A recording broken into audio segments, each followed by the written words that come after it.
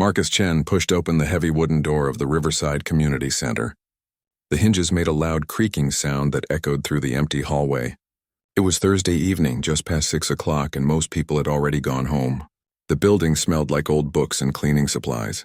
Marcus had been coming here for 3 weeks now, teaching piano to children who could not afford music lessons. He walked down the narrow corridor, his sneakers squeaking against the worn linoleum floor. The walls were covered with colorful drawings made by children. There were paintings of families, houses, and bright suns with smiling faces. Marcus always smiled when he looked at them. They reminded him why he came here every week, even though he was tired after working all day at his regular job. Marcus worked as a software engineer at a tech company downtown. He spent his days writing code and fixing computer problems. It paid well, but it did not make him feel alive the way music did. Playing the piano was his true passion. He had learned to play when he was 7 years old, and music had been part of his life ever since.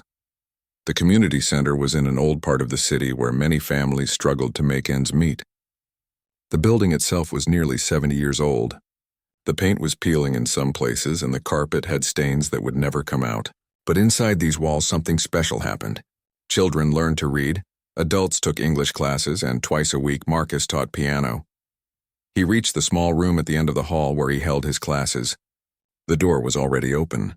Inside he could see Mrs. Patricia Rodriguez, the center's director, standing next to the piano. She was a short woman in her late 50s with gray hair pulled back in a tight bun. She wore glasses that hung on a chain around her neck.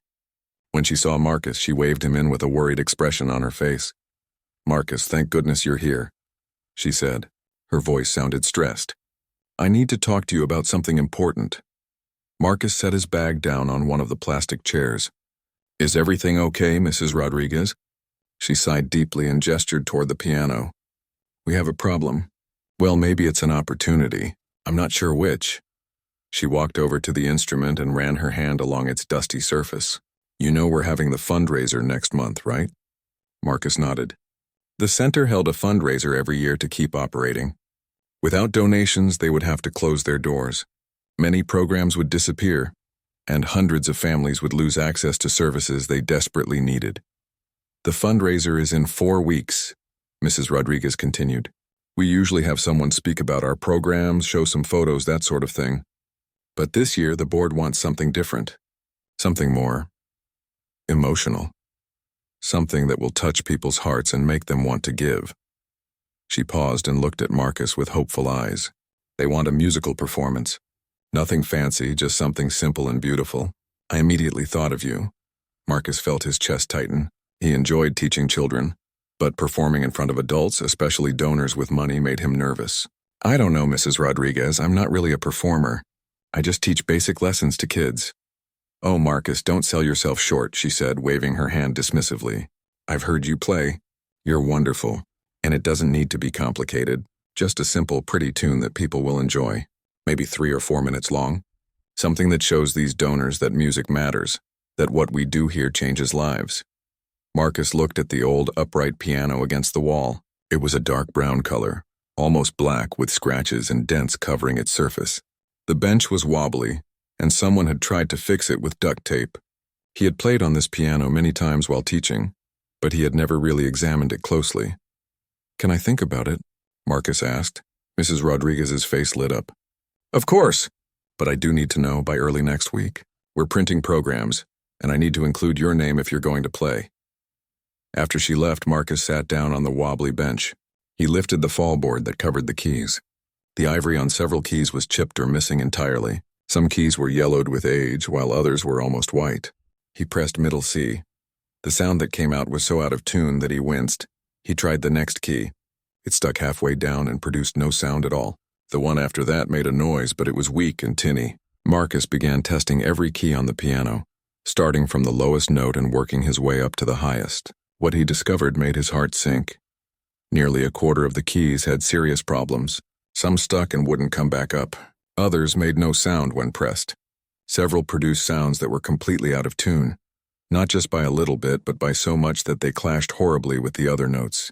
The sustain pedal, which was supposed to let notes ring out longer, barely worked at all. Sometimes it stuck in the down position, making all the notes blur together into mud. Marcus pulled out his phone and started making notes. He wrote down every key that had a problem. By the time he finished, his list was long and depressing. This piano was not just old. It was broken. Really broken. Playing a simple, beautiful tune on this instrument would be nearly impossible. He sat there for a long time staring at the damaged keys. Any reasonable person would walk away.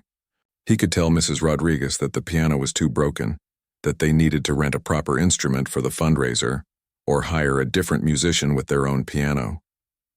That would be the sensible thing to do, but something stopped him from leaving. As he sat on that wobbly bench in the quiet room, Marcus remembered why he had started volunteering in the first place. 6 months ago, he had felt empty. His job paid well and he had a nice apartment and a caring girlfriend named Sarah. But something was missing. He felt like he was just going through the motions of life without really living. One day, he had seen a flyer at his local coffee shop.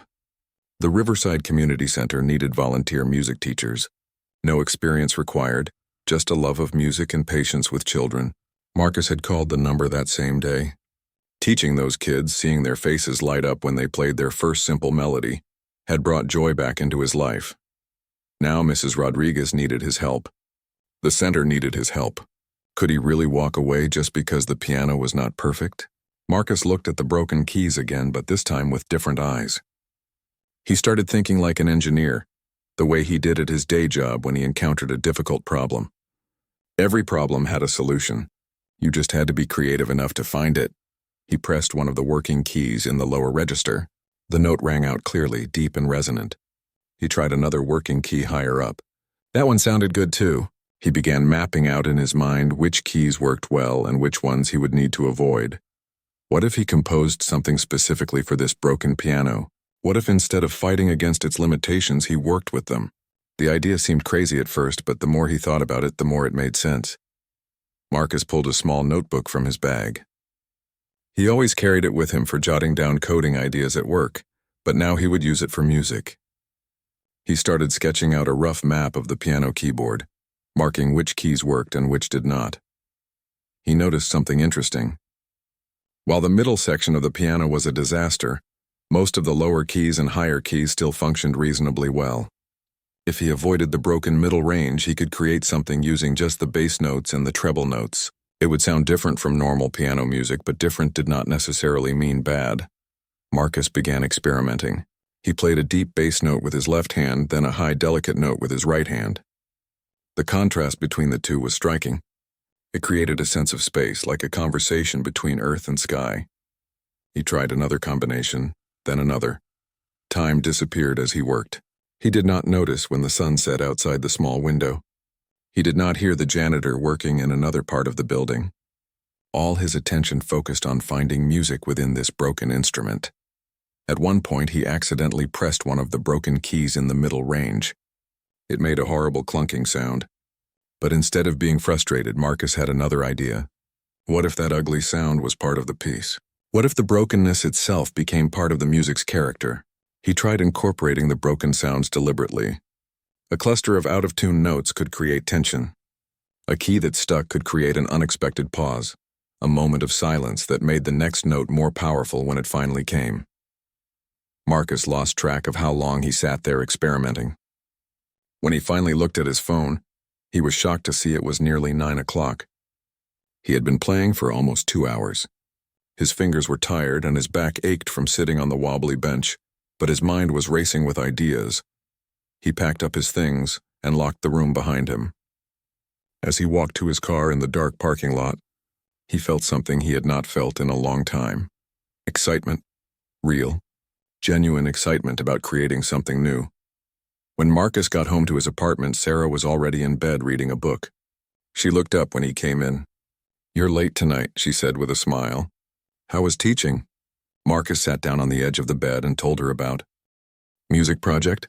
I didn't know you were into music." "It's just a volunteer thing I do," Marcus explained. "Teaching piano at a community center." James raised his eyebrows, impressed. "Oh, that's cool. My cousin teaches guitar. Says it's really rewarding." "It is," Marcus agreed. "But right now I'm working on something for a fundraiser. It's a bit complicated." He almost told James about the broken piano, but decided against it. How could he explain what he was trying to do? He barely understood it himself. He was trying to create beauty from brokenness, to make something meaningful from an instrument that most people would throw away. After work, Marcus drove straight to the community center. He did not even go home to change clothes first. He needed to get back to that piano, to continue exploring what was possible. Mrs. Rodriguez was surprised to see him. "Marcus, I didn't expect you until your regular class time tomorrow." "I know," he said, "but I wanted to work on something. For the fundraiser. I'm going to do it." Her face broke into a huge smile. "Really? Oh, Marcus, that's wonderful. Thank you so much. There's just one thing," Marcus added. "I need access to this room more often. I need time to practice and compose." "Would that be okay?" "Of course. I'll give you a key to this room. Come whenever you want." She pulled a key ring from her pocket and worked one of the keys loose. "The center is open until 10 most nights. Just make sure you lock up when you leave." Marcus took the key. It felt heavy in his hand, like a responsibility, but also like a gift. "Thank you, Mrs. Rodriguez. I'll take good care of it." For the next 2 weeks, Marcus lived a double life. During the day, he was a software engineer, writing code and attending meetings. But every evening he transformed into a composer, working with a broken piano to create something no one had heard before. He developed a routine. He would arrive at the center around 6:30 after grabbing a quick dinner. He would warm up by playing scales on the working keys, getting his fingers loose and his mind focused. Then he would work on his composition, trying different ideas, writing things down in his notebook, crossing things out, starting over. Some nights were frustrating. He would work for 2 hours and feel like he had made no progress. The piano would fight him at every turn. Keys would stick at the wrong moments. Out-of-tune notes would clash in ways he had not expected. He would go home feeling defeated, wondering if this whole idea was foolish, but other nights were magical. He would discover a new combination of notes that created a beautiful sound despite the piano's limitations. Or he would find a rhythm pattern that used the stuck keys as percussion. On those nights, he would lose track of time completely, playing until the janitor came to remind him that the building was closing. Sarah noticed the change in him. "You're different lately," she said one Saturday morning over breakfast. "More energized, but also more tired." She looked at him with concern. "Are you taking care of yourself?" Marcus reached across the table and took her hand. "I am, I promise. This project is just really important to me.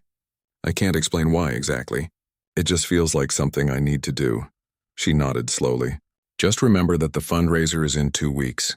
You need to finish whatever you're working on by then. And you need to sleep and eat, not just work and play music." "I know," Marcus said, "and I will. After the fundraiser, things will go back to normal." But deep down, Marcus was not sure he wanted things to go back to normal. Working on this piece had awakened something in him. He felt alive in a way he had not felt since he was young, when he first discovered his love of music. Whatever happened at the fundraiser, whether people liked his piece or hated it, he knew this experience was changing him. As the days passed, Marcus's composition slowly took shape. It was unlike anything he had ever written before. The melody jumped between the low bass notes and the high treble notes, creating a sense of distance and longing. The broken keys in the middle became moments of disruption, like life interrupting beauty, like reality breaking into dreams. He recorded himself playing on his phone so he could listen back during his commute to work.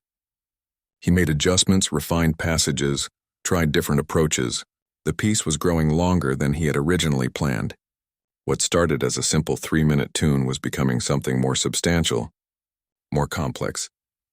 One evening, about 10 days before the fundraiser, Marcus was working on a particularly difficult section when he heard a sound behind him. He turned to see a small boy standing in the doorway. It was Miguel, one of his students, a shy 8-year-old who was just learning to play. "Mr. Marcus?" Miguel said quietly. "What are you playing? It sounds different." Marcus smiled and gestured for the boy to come in. "I'm working on something new, something special for the fundraiser." Miguel walked over to the piano and looked at the keys. "Why does it sound so strange?" "Because this piano is broken," Marcus explained. "See these keys? They don't work right. So I'm writing music that uses the keys that do work and avoids the ones that don't." Miguel's eyes widened. "You can do that? Make music with a broken piano?" "You can make music with anything," Marcus said. "You just have to be creative." The boy thought about this for a moment. Then he said something that made Marcus's throat tighten with emotion. My mom says we can't afford to buy a piano for me to practice on at home. Does that mean I can't be a real piano player? Marcus knelt down to be at eye level with the boy. Miguel, listen to me. You don't need a perfect piano to be a real musician. You don't need expensive things or fancy equipment. You just need to love music and be willing to work hard. Do you understand? Miguel nodded slowly. Good, Marcus said. Now, would you like to hear what I've been working on? The boy's face lit up. Yes. Marcus sat back down at the broken piano and began to play. Miguel stood beside him, watching his fingers move across the keys, listening to the strange and beautiful sounds coming from the damaged instrument. When Marcus finished, the boy was quiet for a long moment. It's sad, Miguel finally said, but also kind of happy, like being sad and happy at the same time. Marcus felt tears prickling at the corners of his eyes. That's exactly right, Miguel. That's exactly what I was trying to do. After Miguel left with his mother, Marcus sat alone in the quiet room. The boy's words echoed in his mind. Sad and happy at the same time. That was life, was it not? Beautiful and broken all at once. Perfect and imperfect existing together. He looked at the damaged piano with new appreciation. This instrument was teaching him something important. It was showing him that brokenness did not mean worthlessness. That limitations could inspire creativity. That imperfection had its own kind of beauty. Marcus played through his piece again, and this time it felt different. It felt complete. Not perfect, but complete. Ready? The days leading up to the fundraiser passed in a blur of activity. Marcus found himself thinking about the broken piano constantly, even when he was supposed to be focused on other things. At work, his mind would wander during meetings. He would be discussing software architecture with his team, but inside his head he was hearing melodies and planning which keys to press. His manager, David, pulled him aside one afternoon. Marcus, is everything okay? You seem distracted lately. Marcus felt embarrassed. He had always been a focused, reliable employee. I'm sorry, David. I've been working on a personal project and it's taking up more mental space than I expected. It won't affect my work, I promise. David smiled kindly. I'm not worried about your work. You always deliver. I'm just checking on you as a person. What's the project? Marcus hesitated, then explained about the community center, the fundraiser, and the broken piano. David listened with genuine interest. That's really cool, Marcus, David said when he finished. I didn't know you had that artistic side. Look, if you need to leave early one day this week to prepare, just let me know. We can work it out. Marcus felt grateful for the understanding. Thank you. I really appreciate that. That evening, Marcus returned to the community center. He had been coming every single night for the past 2 weeks, and the piano room had become like a second home.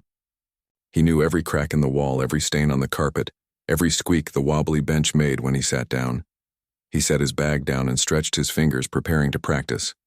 But before he could start playing, Mrs. Rodriguez appeared in the doorway with several other people behind her. They were members of the center's board of directors, the people who made important decisions about programs and funding. Marcus, I hope you don't mind, Mrs. Rodriguez said. Some of our board members wanted to meet you and hear a bit of what you've been working on. They're very excited about the fundraiser. Marcus felt his stomach clench with nervousness. He was not ready for an audience yet. The piece still felt rough in places. He had not performed it all the way through without making mistakes. But he could not say no to these people who worked so hard to keep the center running. Of course, he said, trying to keep his voice steady. I can play what I have so far. The board members found seats around the small room. There were 5 of them, ranging from a young woman in her 20s to an elderly man who must have been in his 80s. They all looked at Marcus with expectant faces. Marcus sat down at the piano and took a deep breath. He placed his hands on the keys, feeling their familiar texture under his fingers. Some were smooth, some were rough where the ivory had chipped away. He closed his eyes for a moment, gathering his concentration. Then he began to play. The first notes rang out, deep and resonant in the lower register. His right hand answered with high, delicate notes that seemed to float in the air. The contrast created an immediate sense of space and drama. Marcus moved through the opening section, his hands dancing across the keyboard, carefully avoiding the broken keys in the middle range. As he played, he stopped thinking about the people watching. He stopped worrying about mistakes. He simply let the music flow through him. When he reached the section with the deliberately out-of-tune notes, they clashed and jarred just as he had planned, creating tension before resolving into something peaceful. The piece was not long, only about 4 minutes, but when Marcus played the final notes and lifted his hands from the keys, the room was completely silent. He turned around slowly, afraid of what he might see on the board members' faces.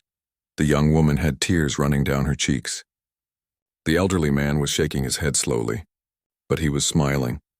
Mrs. Rodriguez had her hand over her heart, her eyes shining with emotion. "Marcus," the elderly man said, his voice rough with feeling. "That was extraordinary. Truly extraordinary. I've been on this board for 15 years and I've never heard anything quite like that." The young woman wiped her eyes. "It's so beautiful, but also so strange. I can hear that the piano is broken, but somehow that makes it more moving, not less. How did you do that?" Marcus felt relief wash over him. They understood. They got what he was trying to do. "I just worked with what I had," he said simply. "The piano has problems, so I made the problems part of the music." Another board member, a middle-aged woman in a business suit, spoke up. "This is perfect for the fundraiser. It's exactly the kind of emotional hook we need. People will see that even with limited resources, beautiful things can happen here. It's a metaphor for everything we do at this center." After the board members left, Mrs. Rodriguez stayed behind. She sat down on one of the plastic chairs and looked at Marcus seriously. "You've created something special," she said. "I knew you were talented, but this is beyond what I imagined. The board is already talking about having you play at other events, maybe even trying to get some media coverage." Marcus felt uncomfortable with all the attention. "I just wanted to help with the fundraiser. I'm not looking for publicity or anything like that." "I know," Mrs. Rodriguez said gently, "but sometimes good things deserve to be shared widely. What you're doing here matters, Marcus. It's about more than just music. It's about showing people that limitations don't have to limit us, that brokenness can be beautiful. That's a powerful message." That night, Marcus told Sarah about the unexpected preview performance. They were sitting on their couch and she was leaning against his shoulder. "They cried?" Sarah asked, sounding amazed. "One of them did," Marcus confirmed, "and the others looked really moved too. It was intense." Sarah turned to look at him. "You know what this means, right? This is bigger than you thought. This piece you've written, it's special. People are going to respond to it." Marcus felt a mixture of excitement and fear. "What if I mess it up at the fundraiser? What if I play it wrong?" "You won't," Sarah said confidently. "You've been practicing every night for 2 weeks. You know this piece inside and out. And even if you do make a mistake, so what? The piano's already broken. People will understand that perfection isn't the point." Her words made sense, but Marcus still felt nervous. He had never performed something this personal for a large audience before. Teaching children was different. Playing for a few board members was different. But the fundraiser would have dozens of people, maybe even more than 100 if the turnout was good. The next few days passed quickly. Marcus continued his routine of working during the day and practicing at night. But now other things started happening too. Mrs. Rodriguez called to tell him that the local newspaper wanted to do a story about the fundraiser and wanted to interview him. A woman from the board asked if she could bring her husband, who was a music professor at the university, to hear him practice. Marcus agreed to the interview reluctantly. The reporter, a woman named Jennifer, came to the community center on a Wednesday evening. She was young, probably fresh out of college, and very enthusiastic. "This is such a great story," she said, pulling out her notebook. "Local tech worker volunteers at community center and creates original music on a broken piano. It's got everything." Marcus sat across from her, feeling awkward. "It's really not that interesting. I'm just playing some music for a fundraiser." Jennifer laughed. "Are you kidding?" "This is fascinating. Tell me, what inspired you to write music specifically for a broken instrument?" Marcus thought about how to explain it. "I guess I just saw a challenge and wanted to figure out how to solve it. At my day job, I'm an engineer. We're always solving problems, working around limitations." This felt similar. "But music is art, not engineering," Jennifer pointed out. "Maybe," Marcus said. "But I think they're more connected than people realize. Both require creativity within constraints. Both need you to think differently when the obvious path doesn't work." Jennifer wrote quickly in her notebook. "Can you play some of the piece for me?" Marcus had expected this request. He walked over to the piano and played through the opening section. Jennifer watched and listened intently, her pen forgotten in her hand. When he finished, she looked at the piano with new understanding. I can hear the broken keys now. They make these off sounds.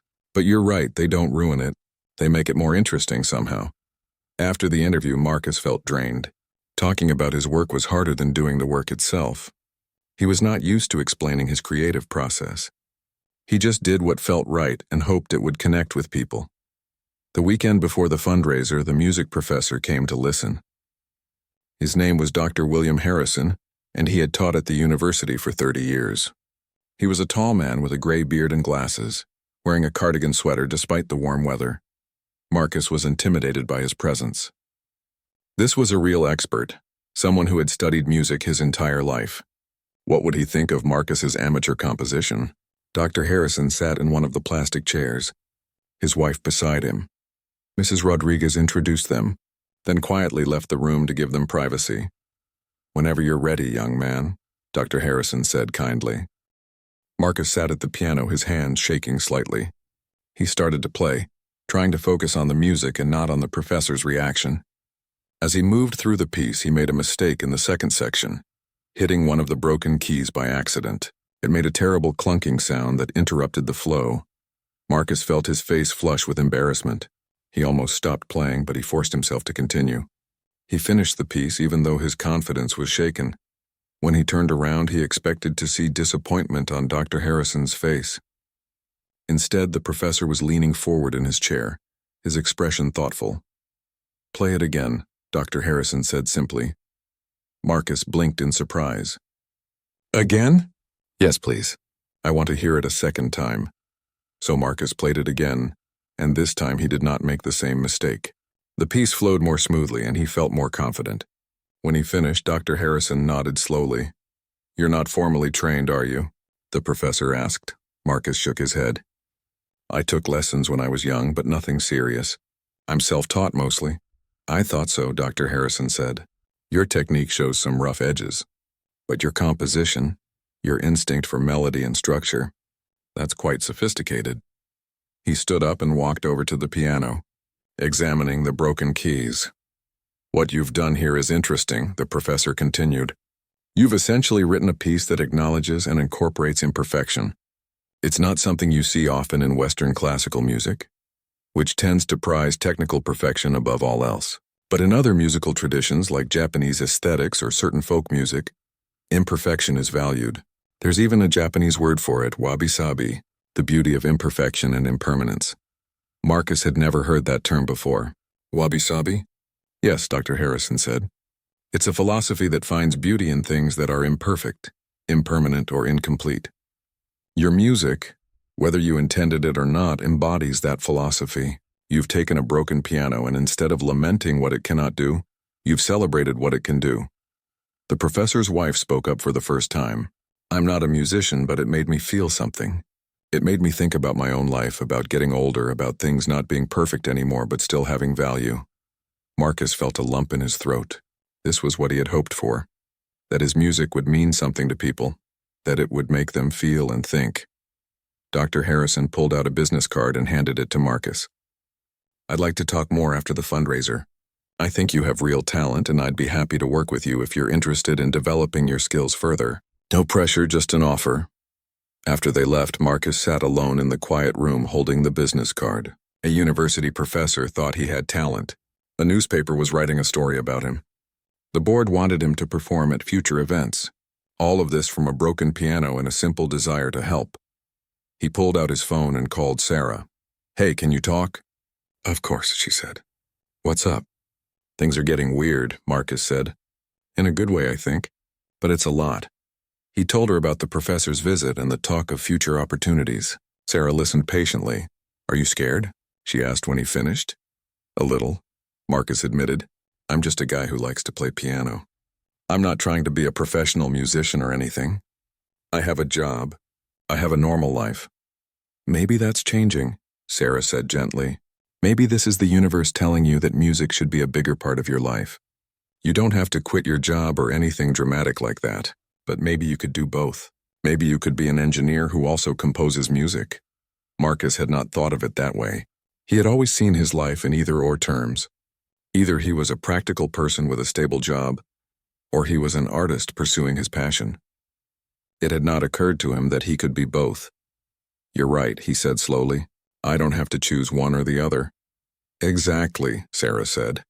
"Now stop overthinking and get some rest. The fundraiser's in 5 days and you need to be ready." The next Monday at work, Marcus had trouble concentrating again. But this time it was not because he was working on the music. The piece was finished. He knew it by heart. Now he was just nervous about performing it.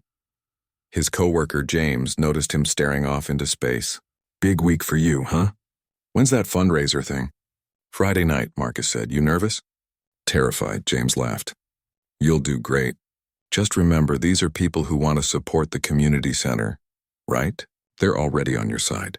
You're not performing for critics. You're performing for friends." That perspective helped. James was right. The people coming to the fundraiser cared about the center and its programs. They were not coming to judge his technical piano skills. They were coming to help children and families in need. On Friday afternoon, Marcus left work early, using the time that David had offered him. He went home and took a long shower, trying to relax. He put on his nicest clothes, a dark blue suit that he usually only wore for important meetings. Sarah helped him with his tie. "You look very handsome," she said, adjusting his collar. "Very professional." "I feel like I'm going to throw up," Marcus admitted. She kissed his cheek. "You're going to be amazing. I'll be right there in the front row, watching you. Just look at me if you get nervous, okay?" They arrived at the community center an hour before the fundraiser was scheduled to start. The main hall had been transformed. Someone had hung up strings of lights. Tables were set up with information about the center's programs. The plastic chairs had been arranged in neat rows facing the broken piano, which someone had tried to polish, though it still looked old and worn. Mrs. Rodriguez rushed over when she saw them. She looked stressed but excited. "Marcus! Thank goodness you're here early. The newspaper sent a photographer. He wants to get some shots of you at the piano before people arrive. Is that okay?" Marcus nodded, though his stomach was doing flips. He walked over to the piano and sat down while the photographer arranged his equipment. "Just play a bit," the photographer said. "I want to capture you in action." Marcus played a few measures of his piece while the camera clicked and flashed. It felt strange to perform with no one really listening, just for pictures, but he tried to focus on the music and ignore the awkwardness. As 6 o'clock approached, people started arriving. Marcus watched from a corner as the chairs filled up. He recognized some of the board members. He saw parents of children he taught. There were also many people he did not know, community members who came to support the center.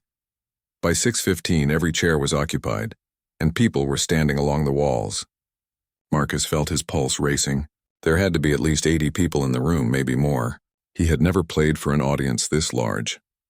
Mrs. Rodriguez stepped to the front of the room and welcomed everyone. She talked about the center's programs and its impact on the community. She shared stories about families they had helped. Then she turned and gestured toward Marcus. "Tonight we have something special for you," she said. "One of our wonderful volunteers, Marcus Chen, has composed an original piece of music specifically for our fundraiser. What makes this even more remarkable is that he wrote it for this piano." She patted the old instrument. "This piano that has seen better days. This piano that is frankly broken in many ways." Marcus saw that brokenness and decided to create beauty with it anyway. "I think that's a perfect metaphor for the work we do here at Riverside Community Center. We take broken situations and help create something beautiful. Ladies and gentlemen, please welcome Marcus Chen." The room erupted in applause. Marcus stood up on shaky legs and walked to the piano. He could see Sarah in the front row, smiling encouragingly at him. He sat down on the wobbly bench, took a deep breath, and placed his hands on the keys. The room fell completely silent. Everyone was waiting, watching. Marcus closed his eyes for just a second, centering himself. Then he began to play. The first notes rang out clear and strong. His left hand played the deep bass melody while his right hand answered with delicate treble notes. Marcus felt his nervousness begin to fade as the music took over. This was what he had been practicing for 2 weeks. His fingers knew what to do. He moved through the piece section by section. When he reached the part with the deliberately out-of-tune notes, he heard a few gasps from the audience. But he kept playing, letting the dissonance build before resolving it into something harmonious. As he played, Marcus realized something profound. This music was not about him. It was about all the broken things in the world that still had value. It was about the children he taught who came from difficult homes. It was about families struggling to make ends meet. It was about people who felt damaged or less than perfect but who kept trying anyway. The piece was almost over. Marcus played the final section, letting the notes ring out. The last chord hung in the air for a long moment before fading away. He lifted his hands from the keys and sat very still. For what felt like forever, there was only silence. Marcus's heart pounded. Had they hated it? Had he failed? Then the applause started. But it was not just polite applause. People were standing up. They were clapping and cheering. Some were wiping their eyes. Marcus turned around and saw faces full of emotion. The elderly man from the board had tears streaming down his face. Parents were holding their children close. The applause seemed to go on forever. Marcus stood beside the broken piano, feeling overwhelmed by the response. People were still standing, still clapping. Some were shouting words of encouragement. He could see Mrs. Rodriguez dabbing at her eyes with a tissue. Sarah was beaming at him from the front row, pride written all over her face. Finally, the applause began to die down and people returned to their seats. Marcus expected to sit down too, to let Mrs. Rodriguez continue with the fundraiser program. But instead, several people raised their hands wanting to speak. A woman in the third row stood up. She was middle-aged, wearing a simple dress. "Can I say something?" she asked, her voice shaking with emotion. Mrs. Rodriguez nodded. "Of course." The woman turned to look at Marcus. "I'm Maria Santos. My daughter Lucia takes piano lessons from you on Tuesdays. She talks about you all the time." Maria's voice cracked. "6 months ago, my husband left us. Money is tight. Everything feels broken in our lives right now. But tonight, listening to you make beautiful music with a broken piano, it gave me hope. It reminded me that broken things can still create something good. Thank you for that." Maria sat down and another person stood up. This time it was a young man, maybe in his early 20s. "I'm David Wu. I don't have kids here or anything. I just saw something on social media about this event and decided to come." He looked embarrassed. "I dropped out of music school 2 years ago because I didn't think I was good enough. But what you just did, it reminded me why I loved music in the first place. It's not about being perfect. It's about expressing something real." One by one, people stood up and shared. An elderly woman talked about losing her husband and learning to live with grief. A teenager spoke about struggling with depression and finding comfort in small moments of beauty. A man in a wheelchair talked about adjusting to his disability and finding new ways to do things he loved. Marcus listened to each story, feeling more moved with every person who spoke. He had not expected this. He thought he was just playing a piece of music for a fundraiser. But somehow, his composition about a broken piano had touched something deeper in these people. It had given them permission to acknowledge their own brokenness and still find hope. After the last person finished sharing, Mrs. Rodriguez stood up. Her mascara was smudged from crying, but she was smiling. "I think we can all agree that tonight was special. Marcus, thank you for creating something that spoke to all of our hearts. Now let's talk about how we can support the center's important work." She went through the fundraising pitch, explaining what programs the center offered and how donations would be used. But the mood in the room had shifted. People were already pulling out their checkbooks before she finished talking. The young woman from the board was setting up a donation table and a line quickly formed. Marcus tried to slip away quietly, feeling emotionally drained from all the attention. But people kept stopping him. They wanted to shake his hand, to thank him, to tell him their stories. He tried to be gracious, but he was not used to this kind of interaction. Sarah appeared at his side and gently guided him away from the crowd. "You need some air," she said. "Let's go outside for a minute." They stepped out into the parking lot. The cool evening breeze felt good on Marcus's flushed face. He leaned against the building's brick wall and took a deep breath. "That was intense," he said. Sarah squeezed his hand. "You touched people's hearts. That's a powerful thing." "I just wrote some music," Marcus said. "I don't understand why everyone is reacting so strongly." "Because you gave them a metaphor for their own lives," Sarah explained. "Everyone feels broken in some way. Everyone struggles with imperfection. Your music showed them that brokenness doesn't mean worthlessness. That's a message people need to hear." Before Marcus could respond, the door opened and a young woman stepped out. She was holding a phone and looked excited. "There you are! I've been looking for you everywhere. Marcus did not recognize her. Can I help you? I'm Amy Chen. No relation, I think, unless you have cousins in California. She laughed nervously. I'm a music blogger. I write about local artists and performances for my website and social media accounts. I recorded your performance on my phone. Is that okay? I should have asked first, I know, but I was so caught up in the moment. Marcus felt a spike of anxiety. You recorded it? Yes, and I really want to share it with my followers. I think people need to hear this. Would that be okay with you? Marcus looked at Sarah, unsure what to say. Part of him wanted to keep the performance private, just for the people in that room.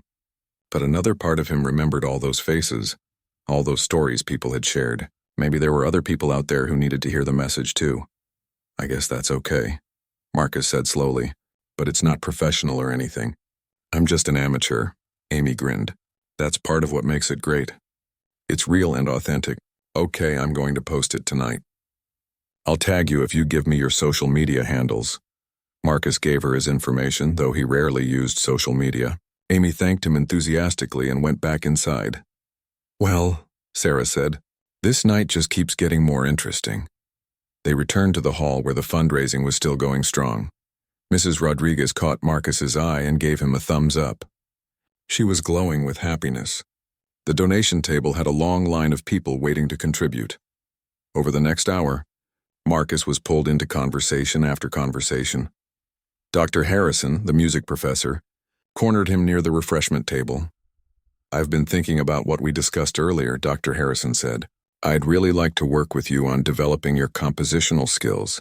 You have raw talent, but with some guidance you could create even more sophisticated pieces. Would you be interested in private lessons? I don't usually take on students outside the university, but I'd make an exception for you. Marcus was flattered but uncertain. I don't know if I have time. I work full-time and I volunteer here. Think about it, Dr. Harrison said. You don't have to decide tonight, but I believe you have a gift that deserves to be cultivated.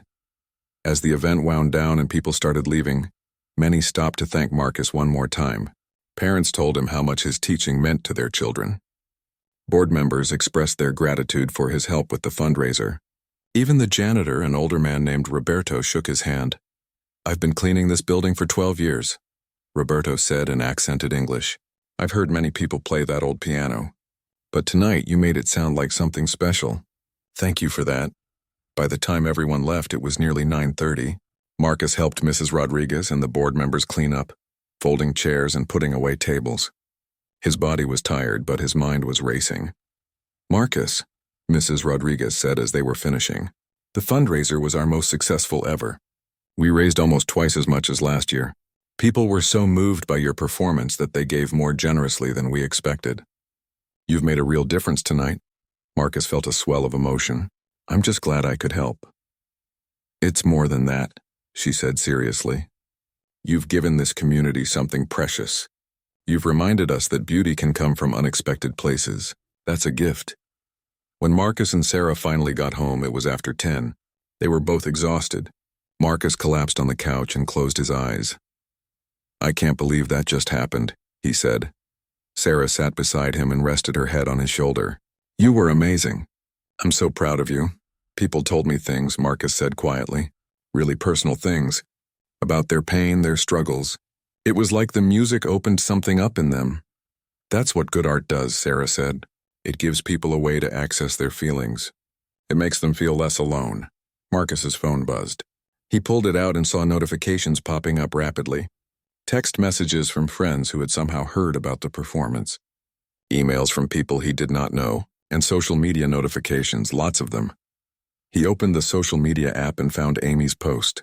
She had uploaded the video of his performance, along with a long caption describing the broken piano and the emotional response from the audience. The post already had hundreds of views and dozens of comments. Marcus scrolled through the comments, his eyes widening. People from all over the city were responding. Musicians were praising his technique and creativity. Regular people were talking about how the music moved them. Someone had shared the post to a larger music community page, and it was spreading quickly. Sarah, Marcus said, his voice tight. Look at this. She looked at his phone and gasped. Oh my God, it's going viral. What does that mean? Marcus asked, feeling panic rising in his chest.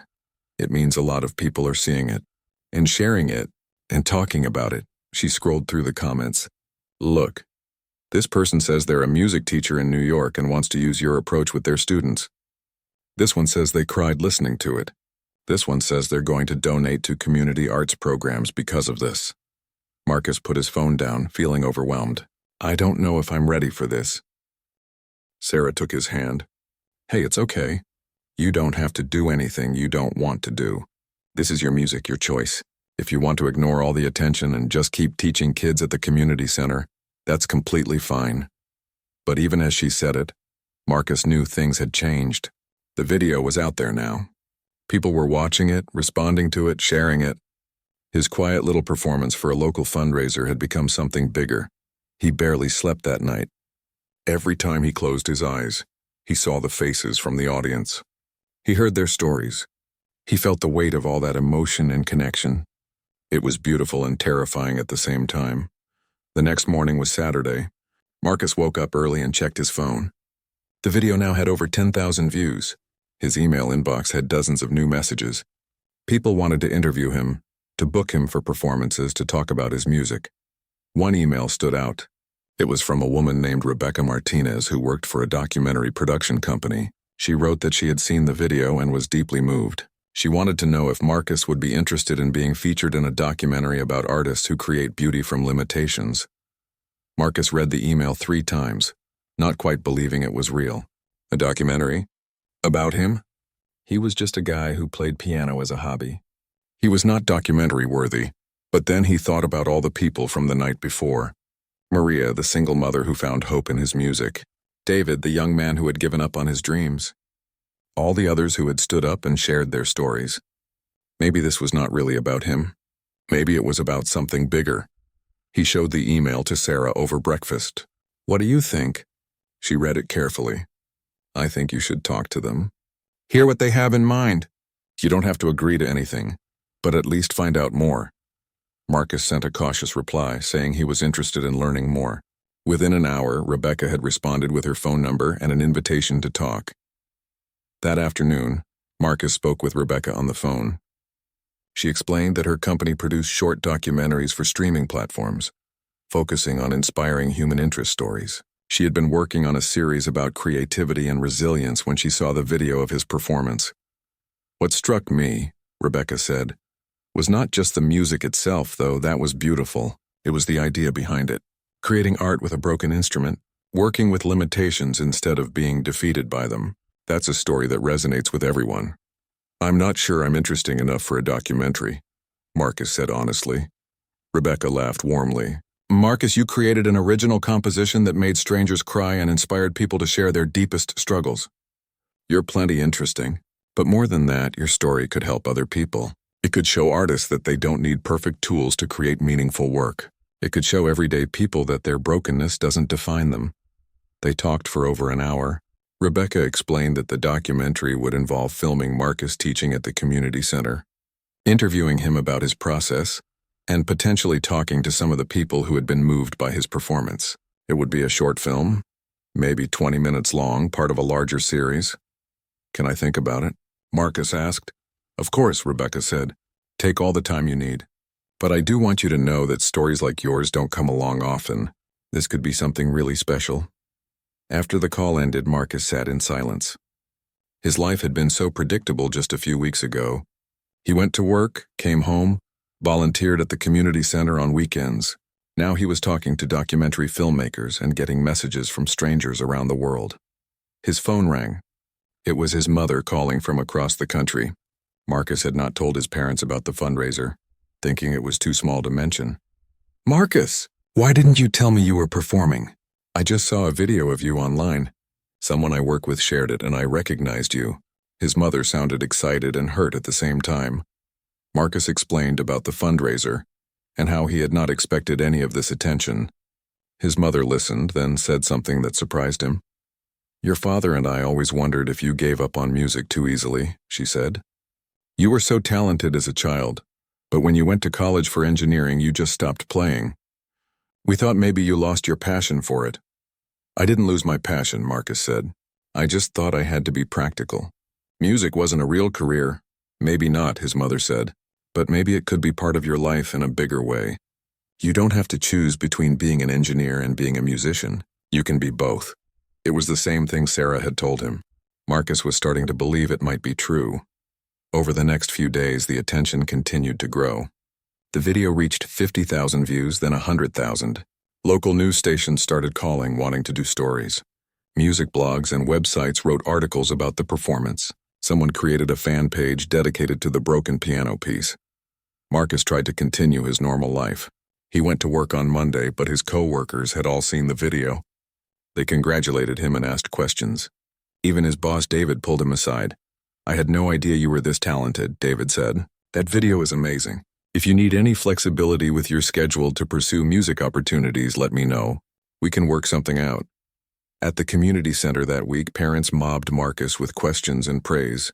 The children in his classes looked at him differently now, with a kind of awe that made him uncomfortable. Even Mrs. Rodriguez seemed overwhelmed by all the attention the center was receiving. "We've gotten calls from donors we've never heard from before," she told Marcus. "People who saw the video and want to support our programs.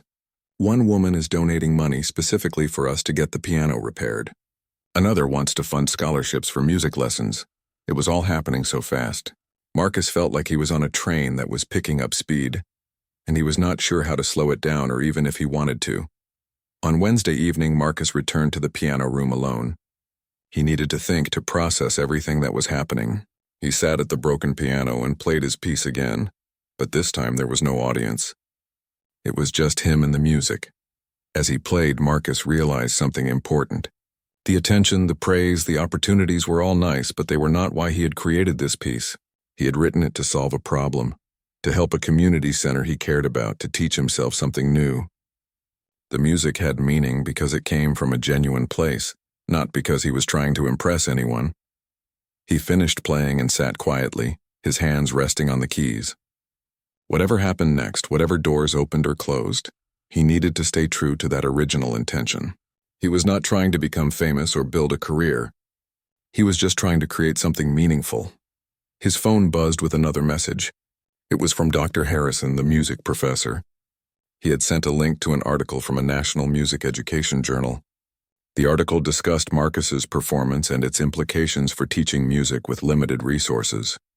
Schools in underserved communities could use his approach as a model. Marcus read the article, feeling both proud and humbled. His broken piano piece was starting a conversation about accessibility in music education. Teachers were talking about how to inspire students who felt discouraged by lack of proper instruments or training. That was something worthwhile, something bigger than himself. Another message came through, this time from Amy, the blogger who had first posted the video. She wanted to do a follow-up interview, asking Marcus about his thoughts on the unexpected response to his performance. Marcus agreed to meet her at a coffee shop near the community center. When he arrived the next day, Amy was already there with her laptop and recording equipment set up. "Thanks for doing this," she said as Marcus sat down. "My website traffic has exploded since I posted your video. Everyone wants to know more about you and your process." They talked for over an hour. Amy asked thoughtful questions about how Marcus had approached composing for the broken piano, what inspired him, and how he felt about all the attention. Marcus tried to be honest while also protecting his privacy. He talked about the importance of working with limitations and finding creative solutions to problems. "What do you want people to take away from this?" Amy asked near the end of the interview. Marcus thought carefully before answering. "I guess I want people to know that you don't need perfect circumstances to create something meaningful. Whether it's music or art or just living your life, you can work with what you have and make it beautiful. Brokenness doesn't have to be the end of the story." Amy smiled. "That's a powerful message. I think that's why so many people are connecting with this." After the interview, Marcus walked back to his car, thinking about everything that had happened in the past week. His life had changed dramatically, but the core of who he was remained the same. He was still Marcus Chen, software engineer and volunteer piano teacher. Now he just happened to be Marcus Chen, who also created a piece of music that touched thousands of people's hearts. His phone rang. It was Rebecca from the documentary company. "Marcus, I hope I'm not bothering you. I just wanted to check in and see if you've had a chance to think about our offer." Marcus took a deep breath. The documentary crew arrived at the community center on a bright Tuesday morning, 2 weeks after the fundraiser. Marcus had agreed to let them film him teaching his regular piano class and to do an extended interview about his creative process. He was nervous about having cameras follow him around, but Rebecca had assured him they would be as unobtrusive as possible. There were 3 people on the crew: Rebecca herself, who would be directing and asking questions, a cameraman named Jake, and a sound technician named Melissa. They set up their equipment in the corner of the piano room while Marcus tried to act natural, which was difficult with bright lights pointed at him. "Just pretend we're not here," Rebecca said with an encouraging smile. "Teach your class like you normally would." But it was impossible to pretend. The children who arrived for the lesson were excited about the cameras. Miguel, the shy 8-year-old who had asked Marcus about the broken piano weeks ago, kept waving at the camera and making faces. The other students giggled and whispered, distracted by the unusual situation. Marcus tried his best to conduct a normal lesson. He started with scales and finger exercises, the basics he always taught. But he could feel the camera watching him, recording every moment. He wondered what the footage would look like, whether he would seem awkward or stilted. About halfway through the lesson, something shifted. Marcus forgot about the camera and focused entirely on his students. Little Maria, who was Miguel's classmate, was struggling with a particular passage. Marcus sat beside her on the bench and guided her hands, showing her how to move her fingers more smoothly. The camera captured her face lighting up when she finally got it right. After the children left, Rebecca approached Marcus. "That was perfect. You're a natural teacher. The way you connect with those kids is really special." "They're good kids," Marcus said simply. "They work hard." "Now I'd like to do the main interview," Rebecca said. "We'll ask you about your background, how you came to compose the piece, what it means to you. Just speak from the heart. There are no wrong answers." They moved to a different part of the room where the lighting was better. Marcus sat in a chair facing Rebecca, trying not to look directly at the camera. Jake adjusted his equipment and Melissa clipped a small microphone to Marcus's shirt. "Okay," Rebecca said when everything was ready. "Tell me about the first time you saw this piano. What went through your mind?" Marcus thought back to that evening weeks ago when Mrs. Rodriguez had first asked him to perform. "I thought it was impossible," he said honestly. "The piano is really broken. I tested every key and so many of them don't work right. Any normal musician would have walked away. But you didn't walk away. Why?" Marcus considered the question. "I guess I saw a challenge. At my day job, I'm an engineer. I solve problems. When something doesn't work the way it's supposed to, I figure out a workaround. This felt similar. The piano had limitations, so I needed to work within those limitations." "Tell me about the composition process. How did you write the piece?" Marcus described the hours he had spent at the piano, experimenting with different combinations of notes, mapping out which keys worked and which did not. He talked about his decision to use the broken sounds deliberately, to make them part of the music rather than trying to hide them. "There's a Japanese concept called wabi-sabi," Marcus explained, remembering what Dr. Harrison had taught him. "It's about finding beauty in imperfection. I didn't know that term when I started, but I think that's what I was doing. I was trying to show that something broken can still be beautiful." Rebecca leaned forward, clearly interested. "Why do you think so many people connected with this idea?" Marcus paused, choosing his words carefully. "I think everyone feels broken in some way. Everyone has limitations, things they can't do or problems they can't solve. The piano became a metaphor. If this damaged instrument could still make beautiful music, maybe broken people could still have value too." The interview continued for over an hour. Rebecca asked about Marcus's childhood, his relationship with music, why he chose engineering over pursuing music professionally. She asked about the night of the fundraiser and his reaction to all the attention that followed. "How has your life changed since the video went viral?" Rebecca asked. Marcus laughed, though there was little humor in it. "It's been overwhelming, honestly. I keep getting messages from strangers, interview requests, performance offers. A week ago I was just a guy who taught piano to kids on weekends. Now people I've never met are talking about me online. Is that a good thing or a bad thing? Both, Marcus admitted. It's flattering that people appreciate the music, but it's also scary. I feel like I've lost control of the narrative. People are creating these stories about me, about what the piece means, and some of them don't match reality. What's the reality? Rebecca asked gently. Marcus looked at the broken piano across the room. The reality is that I just wanted to help this community center. I wanted to give these kids and their families something meaningful. The fact that it resonated with strangers is wonderful, but that wasn't the goal. The goal was just to create something honest. After the interview, the crew packed up their equipment. Rebecca thanked Marcus for his time and said they would be in touch about filming some additional scenes. She wanted to interview some of the people who had been at the fundraiser to get their perspectives on how the music had affected them. Over the next few weeks, Marcus watched as his small world expanded in ways he had never imagined. The video of his performance passed 1 million views, then 2 million. News outlets picked up the story. He was invited to appear on a local morning television show. The television appearance was surreal. Marcus sat on a bright couch in a TV studio, wearing his nicest shirt, while a cheerful host asked him questions. The segment lasted only 5 minutes, but it felt like an eternity. The host called him an inspirational artist and asked if he planned to pursue music full-time. No, Marcus said firmly. I have a job I like. Music is a passion, not a career for me.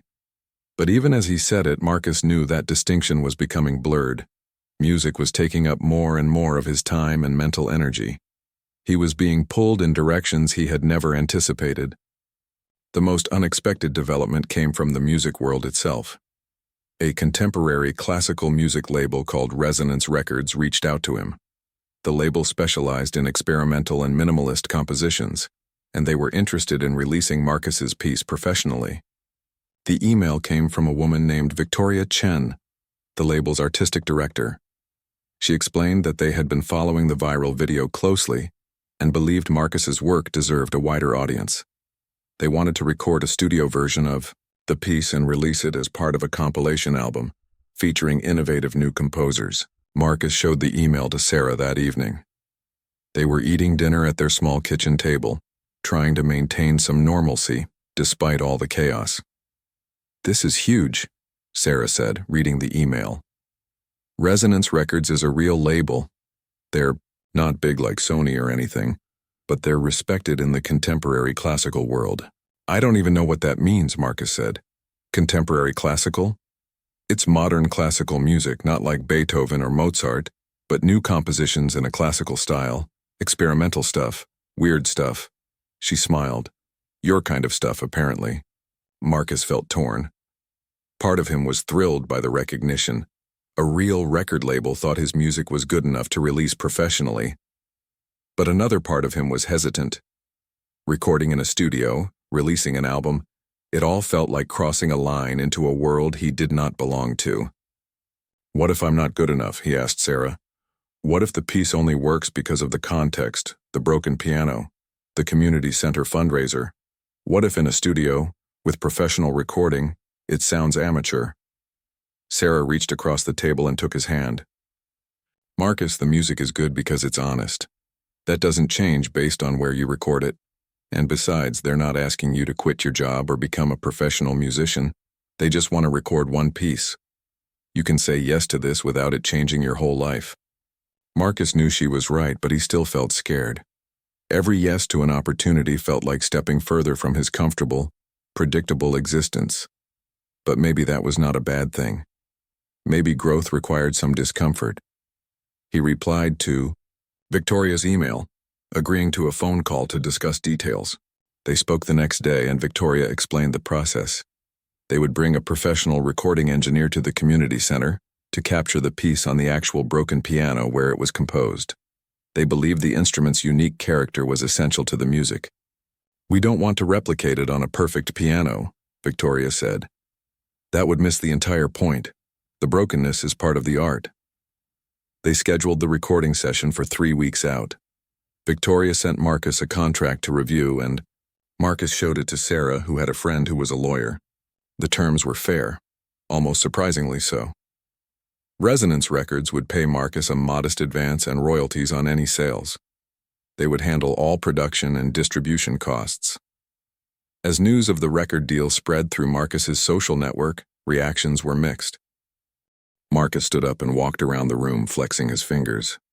Sarah had come to support him, and she handed him a bottle of water. "You've got this," she whispered. "Just play like you're alone.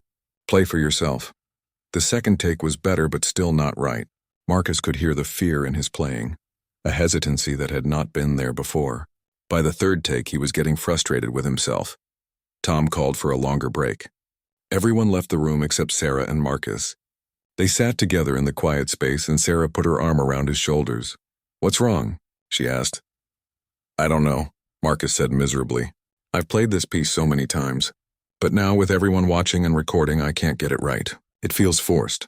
"Why did you write this piece?" Sarah asked. "What was it about?" Marcus thought back to those first nights working on the composition. "It was about making something beautiful with what I had, about not letting limitations stop me." "Exactly," Sarah said. "So stop trying to be perfect right now. The whole point of the piece is that perfection doesn't matter. Play it with the same spirit you composed it with. Play it honestly." Her words clicked something into place in Marcus's mind. He had been so worried about making a perfect recording that he had forgotten what the piece was actually about.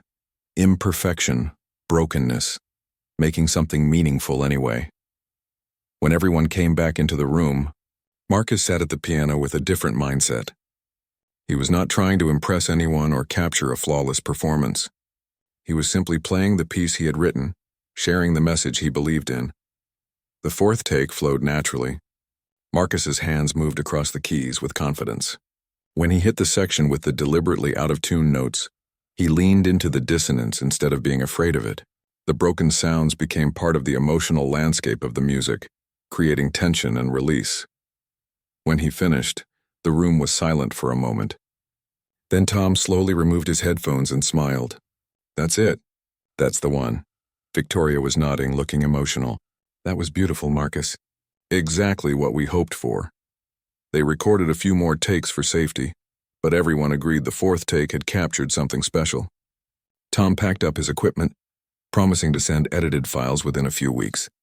Victoria thanked Marcus again and said they would be in touch about release dates and promotion. After everyone left, Marcus sat alone at the broken piano.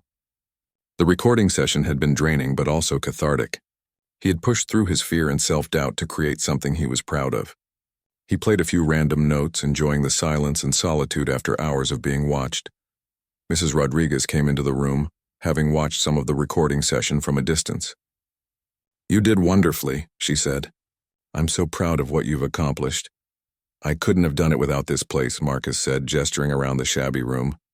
"This piano, these kids, this community. They gave me something to say. And you gave us something too," Mrs. Rodriguez replied. "Hope, inspiration, a reminder that we don't need fancy resources to make a difference. That's worth more than you know." Over the next few weeks, Marcus tried to return to normal life while waiting for the record release. But normal kept getting interrupted. A music education conference invited him to speak about teaching with limited resources. A foundation that supported arts programs wanted to feature him in their newsletter. His inbox filled daily with messages from people sharing how his music had touched them. One email particularly moved Marcus. It was from a music teacher in a small town in Ohio. She wrote that she had shown the video to her students, many of whom came from poor families, and felt discouraged by their old, damaged instruments. After watching Marcus play the broken piano, her students had found new motivation. They realized their imperfect instruments could still create beautiful music. The teacher had attached photos of her students proudly playing their worn-out violins, dented trumpets, and scratched guitars. Marcus stared at the photos for a long time, feeling emotions he could not name. This was the impact he had hoped for, the message spreading beyond his small community center. He replied to the teacher, thanking her for sharing the story. She wrote back immediately, asking if Marcus would consider doing a video call with her students. Marcus agreed, and the following week he spent an hour talking to a classroom of teenagers about music, creativity, and working with what you have. The students asked questions about his composition process, about the broken piano, about balancing music with his day job, Marcus was surprised by how engaged they were, how hungry for guidance and encouragement. One girl asked if she needed to go to music school to become a real musician. No, Marcus said firmly. Music school can be great if that's your path. But being a real musician just means you make music that matters to you and hopefully to others. You don't need a degree or fancy training. You need passion and willingness to work hard. After the call ended, Marcus sat thinking about his answer. He had been telling these kids something he needed to hear himself. He did not have formal training beyond childhood lessons. He had never gone to music school. But he had created something meaningful anyway. Maybe that was enough. The documentary was nearing completion. Rebecca invited Marcus to view a rough cut before the final edit. He and Sarah went to her production office, a small space filled with editing equipment and posters from previous documentaries. They sat together on a worn couch while Rebecca played the film on a large monitor. Marcus watched himself on screen, feeling uncomfortable and fascinated at the same time. The documentary was about 20 minutes long, intercutting interviews with footage of Marcus teaching, composing, and performing. The film opened with the viral video of the fundraiser performance, then pulled back to tell the story of how that moment came to be. It showed the broken piano in detail, Marcus testing the damaged keys. It captured his late nights working on the composition, his growing frustration and eventual breakthroughs. The most powerful section featured the people from the fundraiser sharing their stories. Maria Santos talked about her struggles as a single mother. David Wu described his journey away from and back to music. Others spoke about their own experiences with feeling broken and finding hope in Marcus's message. The documentary ended with Marcus playing the piece one more time, but this time the camera focused on the faces of children watching him teach. Their expressions showed wonder, inspiration, and possibility. The final shot was of the broken piano sitting in the empty community center room, sunlight streaming through the window, highlighting its imperfections. When the film ended, Sarah was crying. Marcus felt choked up too. Seeing his journey presented this way made him realize how far he had come in just a few months. "What do you think?" Rebecca asked nervously. "It's perfect," Marcus said, meaning it. "You captured something true." "I have some news," Rebecca said. "We submitted the documentary to several film festivals and it's been accepted to 3 of them so far, including a major one in New York. This could get significant attention. More attention."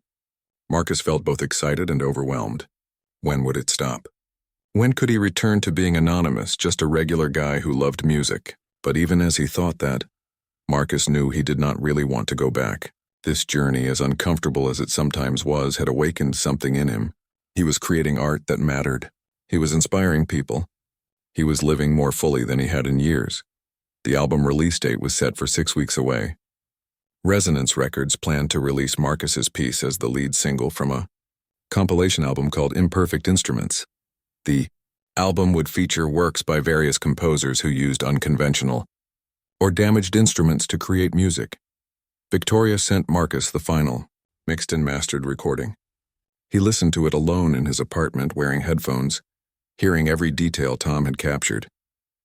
The recording was beautiful, clear yet preserving all the character of the broken piano. You could hear the stuck keys, the out-of-tune notes, the wooden creaks of the old instrument. But rather than being distracting, these imperfections gave the music authenticity and emotional weight. Sarah came home and found Marcus sitting in the dark, still wearing his headphones, tears streaming down his face. "What's wrong?" she asked, worried. Marcus removed the headphones. "Nothing's wrong. I just listened to the recording. I can't believe that's my music. I can't believe I created that." She sat beside him and held his hand. "I can believe it. You're talented, Marcus. More talented than you give yourself credit for. And more than that, you have something important to say. The world needs to hear it." A week before the album release, NPR's music program contacted Marcus for an interview. They wanted to feature his story and play the recording on air. Marcus agreed, though the idea of being on national radio terrified him. The interview was conducted over the phone from the NPR affiliate station downtown. Marcus sat in a small booth wearing headphones, speaking into a professional microphone. The host, a woman named Michelle, had clearly done her research. She asked thoughtful questions about his background, his process, and the meaning behind the piece. "What do you hope people take away from this music?" Michelle asked near the end of the interview. Marcus thought carefully. I hope they understand that their limitations don't have to limit them. The morning of the album release, Marcus woke up before his alarm. It was a Friday in November, cold and gray outside his apartment window. He lay in bed for a moment, thinking about how much had changed in the past 6 months. Half a year ago, he had been a software engineer who taught piano as a hobby. Now his music was about to be released professionally, available for anyone in the world to hear. Sarah stirred beside him. Big day, she mumbled, still half asleep. Yeah, Marcus said quietly. Big day. He got up and made coffee, checking his phone while the machine brewed. Victoria from Resonance Records had sent an email the night before with final details about the release. The album Imperfect Instruments would go live on all streaming platforms at midnight Eastern Time, which meant it was already available. People were already listening to his music. Marcus opened one of the streaming apps and searched for the album. There it was, the cover showing a close-up photograph of worn piano keys. He scrolled to track 3, his piece titled simply Broken Piano Elegy. He pressed play, hearing his own composition through his phone's tiny speaker. It felt surreal.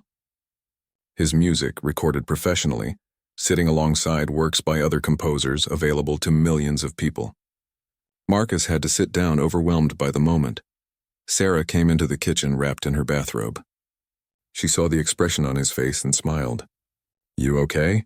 I don't know, Marcus said honestly. This is really happening. I wrote a piece of music and now people all over the world can listen to it. That's insane. She poured herself coffee and sat beside him. It's not insane. It's what you deserve. You created something beautiful, and now it gets to exist in the world. That's how art works. Marcus went to work that day, trying to maintain normalcy, but his co-workers had all heard about the release. Several of them streamed the album during lunch, listening on headphones at their desks. David, his manager, stopped by Marcus's desk in the afternoon. I listened to your piece, David said. I'm not usually into classical music, but that was really moving. You should be proud. Thanks, Marcus said, feeling embarrassed but pleased. I've been thinking, David continued. Your music project has gotten big enough that it might affect your work here. I want you to know that the company supports you pursuing this. If you need to adjust your schedule or take some time off for music opportunities, we can work that out. Marcus felt grateful for the understanding. I appreciate that. But music is a side thing. My job here is still my priority. David nodded, but there was a knowing look in his eyes. Just keep the option open. Life has a way of surprising us with new paths. After work, Marcus drove to the community center for his regular Friday class.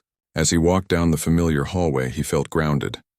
This was where it had all started, where the broken piano had taught him about finding beauty in imperfection. No matter what happened with the album release, this place would always be his anchor. The children in his class were excited. Their parents had told them about the album, though most of them were too young to fully understand what it meant. Miguel, now more confident than he had been months ago, raised his hand during the lesson. Mr. Marcus, are you famous now? The other children giggled. Marcus smiled. No, Miguel. I'm just a teacher who made some music. Fame isn't important. What's important is creating something that matters to you. But even as he said it, Marcus knew the definition of fame was shifting. That evening, Victoria called with updates. The album was performing well on classical music charts. Music blogs were writing positive reviews. The documentary had been picked up by a streaming service and would be released in January. You're becoming a name in the contemporary classical world, Victoria said. People are curious about you. We're getting interview requests from major publications. Marcus felt anxiety creeping in. I don't know if I'm ready for that kind of attention.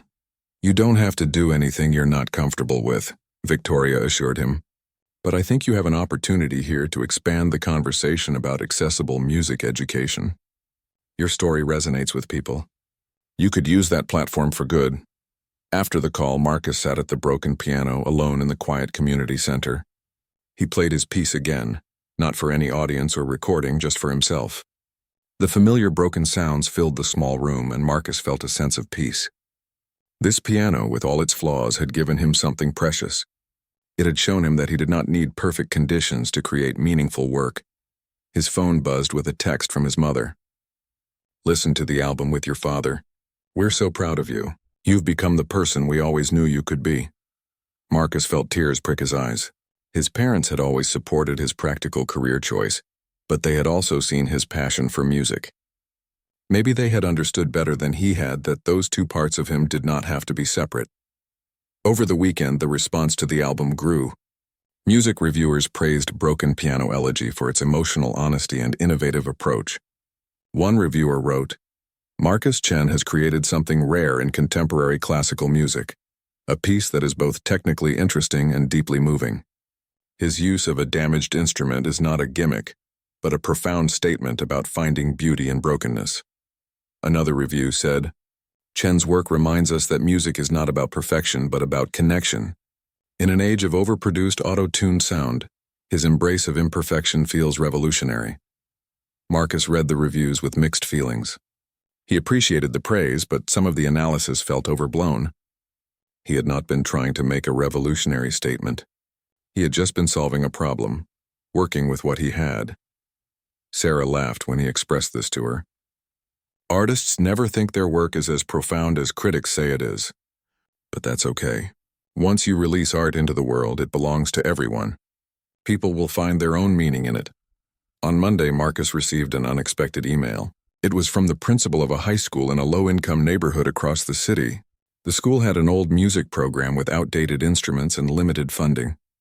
The principal had heard about Marcus's work and wanted to know if he would consider visiting the school to speak with students and teachers about creating music with limited resources. Marcus agreed immediately. This was the kind of opportunity he cared about, the kind of impact he wanted to have. The following week, he took an afternoon off work and drove to the high school. The music room was in rough shape. The walls needed paint, and the instruments looked like they had survived several generations of students.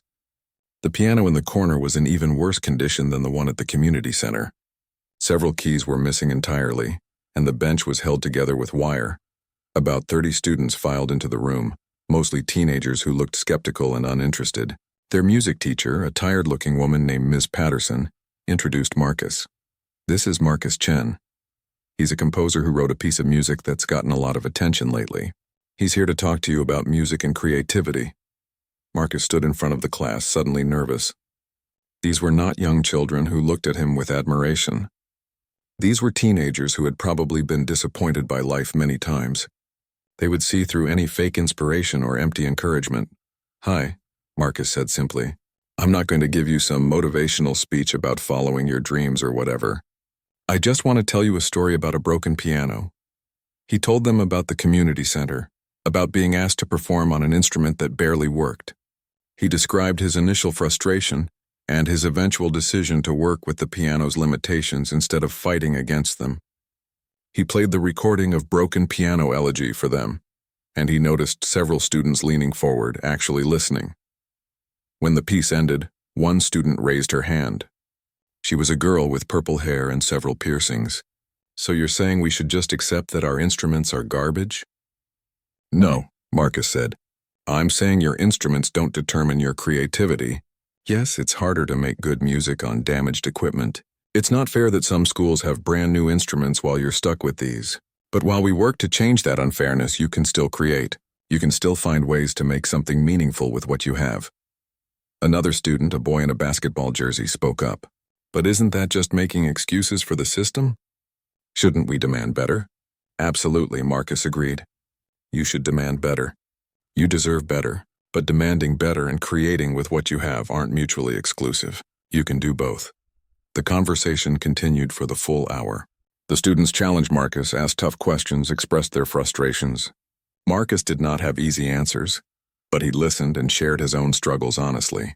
By the end, several students came up to talk to him one-on-one. The girl with purple hair, whose name was Destiny, showed Marcus a recording she had made on her phone.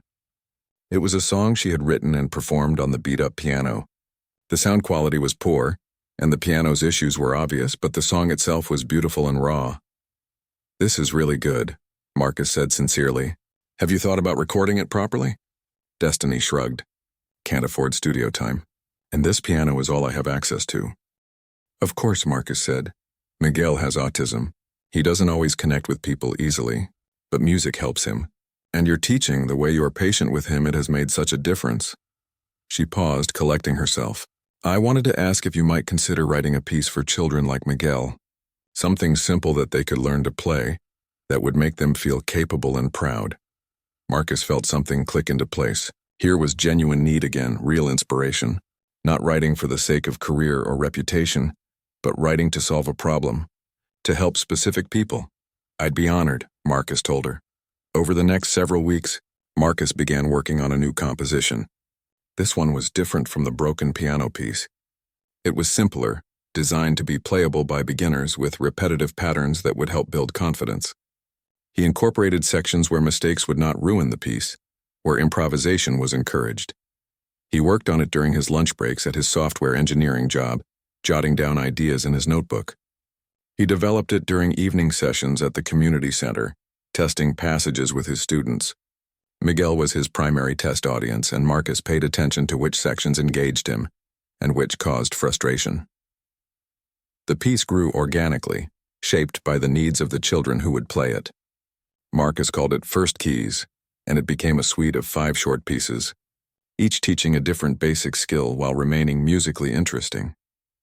When he played the complete suite for Mrs. Rodriguez, she wiped tears from her eyes. "This is wonderful, Marcus.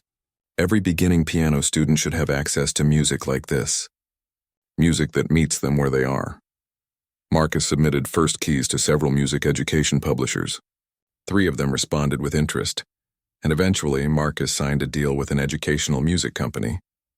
The suite would be published in a book for piano teachers, with notes about teaching students with different learning styles and abilities. The documentary was released on the streaming platform in January, and viewership exceeded expectations.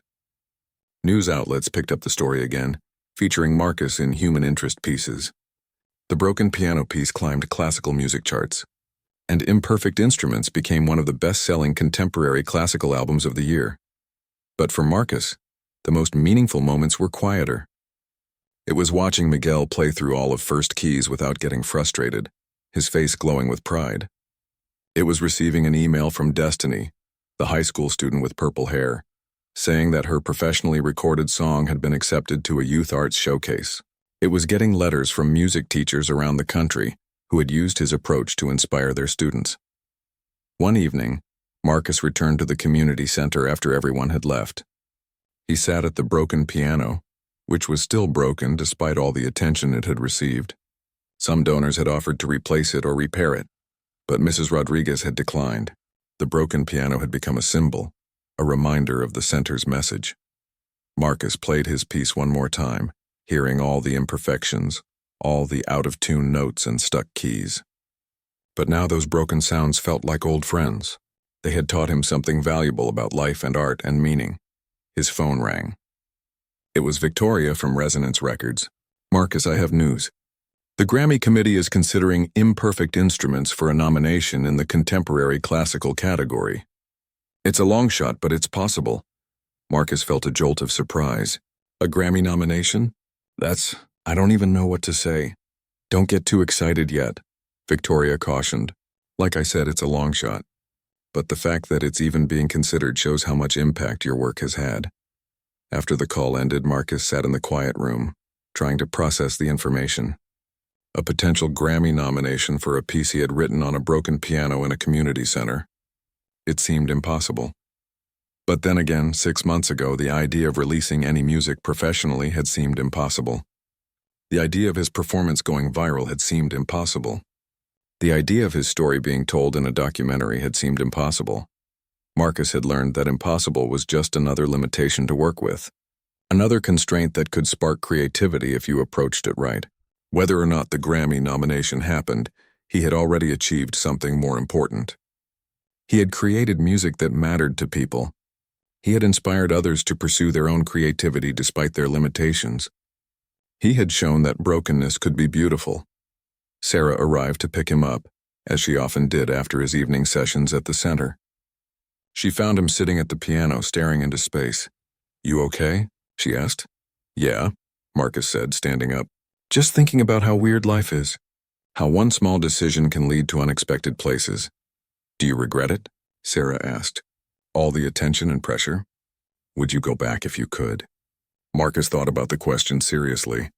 The past 6 months had been challenging, overwhelming, sometimes frightening. But they had also been rewarding, meaningful, and transformative.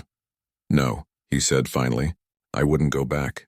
This journey has shown me who I am and what I'm capable of. It's shown me that I don't have to choose between being practical and being creative. I can be both." They walked out of the community center together, Marcus locking the door behind them. The building looked shabby from the outside with its peeling paint and cracked windows. But Marcus knew that inside those walls something powerful happened. Children learned, families found support, artists discovered their voices, and in a dusty corner room a broken piano sat waiting, ready to teach its next lesson about finding beauty in imperfection. The Grammy nomination did come through 2 months later. Marcus did not win, but being nominated was honor enough. He attended the ceremony with Sarah, wearing a rented tuxedo, feeling completely out of place among famous musicians and industry professionals. But the real celebration happened the following week at the community center, where Mrs. Rodriguez organized a party for the students and their families. They decorated the piano room with streamers and balloons. The children performed pieces they had learned, including several who played parts of first keys. Marcus sat in the audience, watching these young students play with determination and joy. Some of them made mistakes, some of them struggled with difficult passages, but every single one of them created something beautiful, something meaningful. At the end of the party, Miguel approached Marcus shyly. "Mr. Marcus, I wrote something for you." He handed Marcus a folded piece of paper. Marcus opened it to find a child's drawing of a piano, with a heart above it. Below the drawing, in careful letters, Miguel had written, "Thank you for teaching me that being different is okay." Marcus knelt down to be at Miguel's eye level. "Thank you for reminding me of the same thing." As the party wound down and families began leaving, Marcus found himself alone with the broken piano one more time. He sat at the bench and placed his hands on the familiar keys. He did not play his composed piece. Instead, he improvised, letting his fingers wander across the keyboard, exploring new sounds and combinations. Music flowed from the broken instrument, imperfect and beautiful. Some notes stuck, some were out of tune, but together they created something honest and real. Marcus smiled, realizing he was still learning, still discovering, still growing. The broken piano had become his teacher, showing him that limitations could be liberating, that imperfection could be powerful, that the most meaningful art often comes from working with what you have, rather than waiting for ideal conditions. Marcus played until his fingers were tired, until the sun had set completely, and the room was dark except for the streetlight glowing through the window. Then he closed the piano lid gently, as if tucking in an old friend. He walked out of the community center into the cool evening air, feeling grateful for the journey that had brought him here.